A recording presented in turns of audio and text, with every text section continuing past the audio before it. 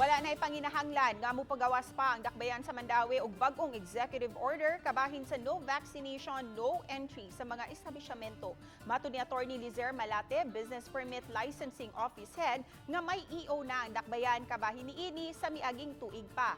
Alang kang Malate, dili na unta ang angayang mupagawas pa ang kagamhanan niini ug ang angayang andamon mao ang mga healthcare facilities.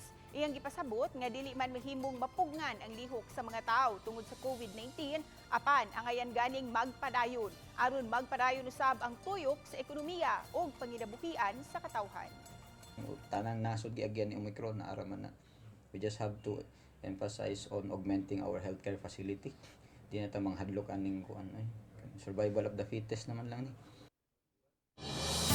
Gumikan sa tugnaw nga panahon, daghan ang gipang ubo o gisipon didto sa dakbayan sa Tagbilaran sa Bohol. Aduna nay mga butika nga nag-abiso nga wa na sila'y available nga stock sa paracetamol. Sumapa sa miaging simana pa nga walay miabot nga stock sa mga tambal gikan sa Manila. Daghan usab ang namalit og paracetamol sa miaging mga adlaw gumikan sa ilang nasinati nga ubo ug sipon. Matud sa mga doktor, bisan makonsiderar nga ordinaryong sakit ang ubo ug sipon, apan mamahimo kining mograbe kung pasagdan, ilabi na kung hina ang immune system sa usa ka tawo. Sumapa mas taas ang tsansa nga makasinati unya og sakit nga pneumonia.